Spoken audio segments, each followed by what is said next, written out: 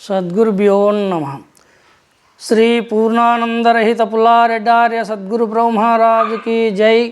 శ్రీమద్గురు శ్రద్ధానందరహిత గోవిందార్య సద్గురు బ్రహ్మరాజుల వారి పాదపద్మములకు నా ఒక్క ద్వాదశి శిరస్సాష్టాంగ నమస్సుమాంజలు. స్తోత్రీయ బ్రహ్మనిష్ట పరులారా, ఆ విధంగా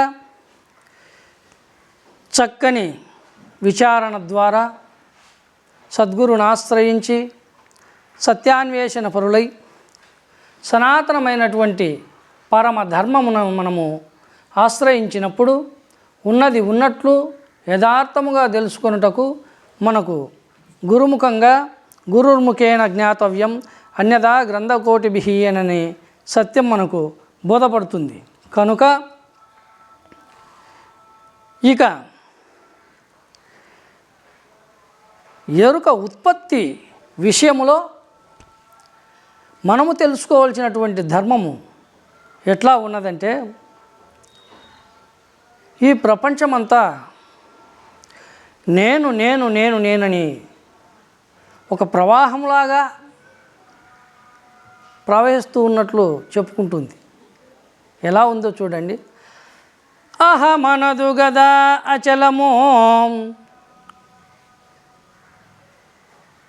అహమనదు గదాచలమో, అహమును పుట్టించదు గదా, అహముదయించేటి వరకే అది ఉన్నది గదా, అహమే విశ్వమై నిలుచుంది గదా, అహమే ఈ ముచ్చట్లనన్నింటిని ఎరుగును గదా, అహమే తాలేనని ఎరిగితే సరిగదా, అది ఉన్నది గదా, అహమే విశ్వమై నిలచుంది గదా, అహమనదు గదా చలము. మనకు వేదాలలో ఉపనిషత్తులలో ఏమి చెప్తా ఉన్నాయో చూడండి ఒక్కసారి. అహం బ్రహ్మస్మి, అయమాత్మ బ్రహ్మ, ప్రజ్ఞానం బ్రహ్మ, తత్వమసి బ్రహ్మ అని మనకు నేతి మహావాక్యముల ద్వారా నేను నేను నేను అని ప్రతిపాదించుతూ ఉంది ఆత్మ. మరి అచలం ఎలా ఉన్నది? అహమనదు గదా చలము, నేను అని అనదు కదా.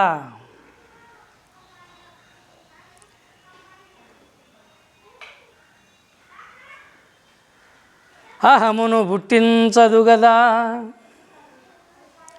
ఆ అచలము అశరీరం, శరీరాదులతో ఉత్పత్తి అయ్యే రాకడ పోకడతో కూడుకొని ఉండబడినటువంటి ఈ అహం పదార్థాన్ని అచలము పుట్టించదు కదా. అహం ఉదయించేటి వరకే అది ఉన్నది కదా, అహం ఉదయించేటి వరకే అది ఉన్నది కదా, అహమే విశ్వమై నిలుచున్నది కదా, అహమే ఈ ముచ్చట్లనన్నింటినీ ఎరుగును కదా, అహమే తాలేనని ఎరిగితే సరిగదా, అది ఉన్నది కదా, అహమే విశ్వమై నిలచుంది కదా. సమస్తమంతా కూడా అన్నింటి యందు నేననేటువంటి చైతన్యము ప్రకాశిస్తూ ప్రజ్వరిల్లుతూ తనను తానే పొగుడుకుంటూ తన గురించి తానే చెప్పుకుంటూ తానే దైవమని ప్రతిపాదించుకుంటూ ఉంది. అయితే తన లేమి, తన రహస్యాన్ని, తన లేని నిజాన్ని తాను గుర్తించడం. ఎప్పుడైతే గురుముఖంగా తన రహస్యము, తను లేని రహస్యము తనకు తెలియబడుతుందో అప్పుడు ఉన్నదే ఉన్నది. అందుకు సర్వకాల సర్వావస్థల యందు అఖండాచల పరిపూర్ణమయ్యే ఉన్నది. అహమనదు గదా చలము. ఈ సమస్త ప్రపంచమంతా, ఈ విశ్వమంతా తన ఒక్క సామర్థ్యము, తన శక్తి, తన స్వభావాలు, తన ఉనికిని చాటుకుంటూ ఉన్నాయి. కానీ అంతటా శాశ్వతమై సత్యమై నిత్యమై సర్వకాల సర్వావస్థల యందు సకల దేశముల యందు సకల కాలముల యందు సమస్తమైన వస్తు పదార్థముల యందు చలించక తనకు తాను స్వతసిద్ధమై ఉన్న అఖండాచల పరిపూర్ణము నేను అని అనదు కదా. అహమును పుట్టించదు కదా. ఆ అచల పరిపూర్ణము ఈ అనంతమైన విశ్వమును పుట్టించలేదు కదా. అహం ఉదయించేటి వరకే అది ఉన్నది కదా. ఎలా ఉన్నదయా? తండోపదండములుగా దండి జశాధికములన్నీ తన లోపల నుద్దండత నుండిన పోయిన నుండు సముద్రంబు ఎరుగా కుండు నెప్పటికీ పరిపూర్ణమిట్లుండు నెప్పటికీ. సముద్రము, అందులో జలచరములు ఎన్నో పుట్టి పెరిగి సమసిపోతూ ఉన్నవి. అయితే సముద్రము నీళ్ళు ఆ జలచరములను పుట్టిస్తూ ఉన్నాయా? నీటిని ఆధారము చేసుకొని అవే పుడుతున్నాయి, అయ్యే పెరుగుతున్నాయి, అయ్యే గతించిపోతున్నాయే కానీ నీరు పుట్టించలేదు. అలాగే అనంతమైన అఖండ అచల పరిపూర్ణమును ఆధారము చేసుకొని అందులో తోపింపబడినటువంటి ఈ యొక్క అహం పదార్థమే విశ్వమై అనంతమై దశవిధ ఈ యొక్క అష్ట ప్రకృతి అంతా ఆవిర్భావమై పరివర్తన చెందుతూ కనిపిస్తూ ఉన్నది. కాబట్టి ఉన్న యథార్థాన్ని మనమందరము కూడా గురుముఖంగా చక్కని విచార మార్గంగా ప్రతి ఒక్కరము తెలుసుకోవాల్సిన అవసరం ఉన్నది. అఖండాచల పరిపూర్ణమనగా పునర్జన్మరాహిత్యమైనటువంటిది, అదే శాశ్వతము, అదే సత్యము. కాబట్టి ఈ ఎరుక ఒక్క ఉత్పత్తి స్థితిలయములు ఈ విధంగా ఎరుక లక్షణము, ఎరుకోత్పత్తి లక్షణము ఇలాగ ఉన్నవని చెప్పేసి మనకు గురుదేవులు చెలవిస్తూ రాబోయే వాక్యములో ఎరుకను విడిపించే విధానం ఎట్లా ఉంటుంది అన్న వాక్యాన్ని మనకు గురుదేవుడు సత్యప్రమాణంగా అనగా ఉన్నది ఉన్నట్లు ప్రత్యక్ష ప్రమాణంగా నిరూపణ ద్వారా అనుభవపూర్వకంగా మనకందరికీ అందుబాటులో అనుభవం లేక ఉండబడినటువంటి విషయాలుగా తెలియజేస్తూ వస్తాడు. దా విషయమై మనకు ఎట్లా జరుగుతూ ఉంది అనంటే, పిల్లలు తాటాకులతో పిల్లల గావించి పెళ్ళి పేరంటంబుల్ కొల్లలు గజేయువారల తల్లులు గని సత్యమను చూదలచేరామదిని నిన్ను నీవిట్లు దలచారామదిని కళ్ళ సంసారము గని మానవులు సంతసిల్లగా గురుమంత్ర సిద్ధులు నిజమాని తలచేరామదిని నిన్ను నీవిట్లు దలచారామదిని. ఎరుకను విడిపించే లక్షణము మనకు గురుదేవులు ఈ వాక్యమును తెలియపరుస్తూ ఉన్నారు.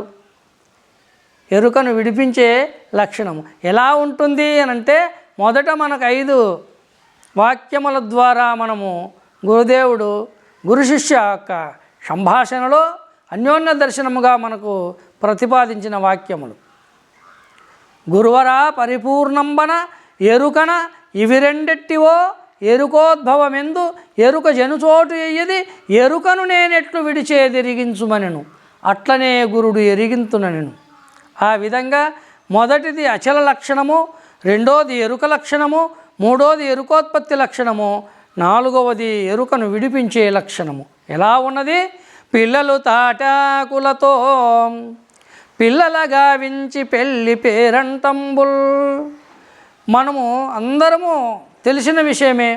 అందరూ చిన్నప్పుడు ఆడుకున్నారు, చిన్న చిన్న బొమ్మలు చేసుకొని, తాటాకు బొమ్మలు చేసుకొని పెళ్ళి కూతురు పెళ్ళి కుమారుడు అని అటువైపు కొంతమంది పిల్లలు ఇటువైపు కొంతమంది పిల్లలు ఉండి మా అమ్మాయి పెళ్ళి కూతురు మా అబ్బాయి పెళ్ళి కుమారుడు అని చెప్పేసి ఆ బొమ్మలను పెళ్ళి కూతురు పెళ్ళి కొడుకులుగా చేసి ఆ చిన్న చిన్న పావులు పెట్టుకొని అందులో ఆ సీకాకు ఆ ఆకులు ఆ యొక్క పూలు అన్నీ తీసుకొచ్చుకొని ఆ పప్పు అన్నము రసాలు అని చెప్పేసి అవన్నీ చేసుకొని వంటలన్నీ చేసుకొని ఆ పెళ్ళి బొమ్మలకి పెళ్ళిళ్ళు చేసినట్లుగా ఆడుకుంటూ ఉన్నారు. వారి తల్లిదండ్రులైన పెద్దలు చూసి, వీళ్ళు చూడు చిన్నపిల్లలై ఉండి మళ్ళీ బొమ్మలకు పెళ్ళిళ్ళు చేస్తూ ఉన్నారు అని వాళ్ళు విచిత్రంగా చూస్తూ వారిని వలదని వారించేతే దుఃఖపడతారు, ఏడుస్తారు. పోనీ నిజమనుకుందామా? కాదు, అవి బొమ్మలాట. చిన్నపిల్లలు చూస్తూ ఉండబడినటువంటి ఆ ఒక్క పరివర్తనకు తల్లిదండ్రులు చూసి నిజమనుకుంటారా? వాళ్ళు చేసే ఆ బొమ్మల పెళ్ళిళ్ళు నిజమా? ఆ తాటాకుల బొమ్మల పెళ్ళిళ్ళు నిజమవుతాయా? వాళ్ళు చేసే యొక్క ఆకుపూతల వంటలు నిజమవుతాయా? కావు కదా. అట్లని అవి కాదని వారించితే వాళ్ళను వద్దంటే వాళ్ళు ఏడుస్తారు. అందుకు ఊరికే ఉంటే వాళ్ళు ఆడుకుంటూ ఉండరు. అట్లని నిజమని నమ్మినారా తల్లిదండ్రులు? నమ్మలేదు. మరి ఈనాడు మనం చేసే పని ఏమింది? మనం అవే కదా చేస్తున్నాము. పండగలు పబ్బాలు వచ్చినప్పుడు అనేక విధములుగా కళ్యాణాలు చేస్తున్నాము. వారి తాహతకు తాటాకు బొమ్మలు పెట్టి వివాహాలు పెళ్ళిళ్ళు చేస్తున్నారు పసిపిల్లలు. మరి పెద్దలమయ్యుండి పెరిగిన తర్వాత పెద్దలమయ్యుండి మనం చేస్తున్నది ఏంది? మన తాహతకు పంచలోహాలివో, ఇత్తలివో, రాగివో, రాళ్ళో, చెక్క కొయ్యలో ఏవో ఒకటి పెట్టి పెళ్లి కుమారుడు పెళ్లి కుమార్తె అని చెప్పేసి మనము కూడా ఈనాడు దేవతలనని చెప్పేసి పూజలు చేస్తున్నాము. వాళ్ళు చేసింది బొమ్మలు అబద్ధమంటిది. ఈనాడు మనం చేసేటివేంటివి? పిల్లలు తాటాకులతో పిల్లల గావించి పెళ్ళి పేరంటంబుల్ కొల్లలుగా చేయువారల తల్లులుగని సత్యమనుచు దలచేరామదిని నిన్ను నీవిట్లు దలచారామదిని. ఓ సత్యాన్వేషణ పరుడా, నిన్ను నీవు ఈ విధంగా తలసు మదిలో.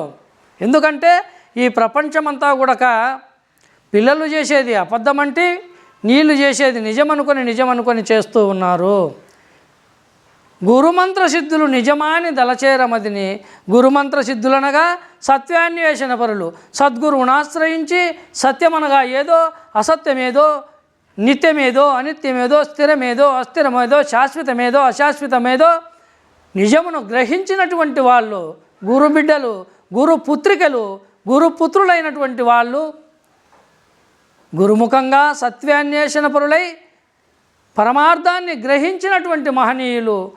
ఈ యొక్క ప్రజలు ప్రాపంచికులు చేసేటువంటివి ఇవన్నీ నిజమని వీళ్ళు కూడా మనస్సులో తలంచుతారా? ఆ పిల్లలు చేసేటివి నిజము కాదని తల్లిదండ్రులు ఎలాగ భావించుకున్నారో ఈ ప్రపంచకులు చేసే పనులన్నీ కూడా నిజము కాదని నిజమును తెలిసినటువంటి పెద్దలు అలాగా భావించుకుంటారు నాయన అని గురువాక్యమును మనకు యథార్థముగా తెలియజేస్తూ వస్తూ ఉన్నాడు గురుదేవుడు. కాబట్టి అందరము కూడా ఈ యొక్క సత్యాన్ని గ్రహించి పిల్లలు చేసినది అబద్ధము, మనము చేసేది నిజము అనుకొని భ్రమించుతూ ఉన్నాము. కాబట్టి ఉన్నది ఉన్నట్లు నిజము తెలుసుకోవడానికి ప్రయత్నం చేద్దాం. అంతేగాని ఎవరో చేస్తూ ఉన్నారు అవి తప్పు ఒప్పు అనేటువంటి ప్రతిపాదనలు కావు. యథార్థమును తెలుసుకోవడం కోసము నిజమును నిర్భయత్వంగా గురువాక్యము ద్వారా నిరూపణ చేస్తూ ప్రత్యక్ష అనుభవాల గురించి తెలియజెప్పాల్సి వచ్చినది. అందుకోసమయ్యే యథార్థము, ప్రత్యక్ష ప్రమాణము, సత్యాన్వేషణ పరులైనటువంటి ప్రతి ఒక్కరు కూడా నిజమును తెలుసుకొని అందరము కూడా సత్యాన్వేషణ పరులమై గ్రహించాలని తెలియజేస్తూ ఇక సద్గురు వాక్యము రాబోయేటువంటి వాక్యములలో ఇంకా మనము ప్రత్యక్ష ప్రమాణంగా గురువాక్యమును గురుర్ముఖంగా తెలుసుకుందామని తెలియజేస్తూ సద్గురు ప్రభు మహారాజుకు జై.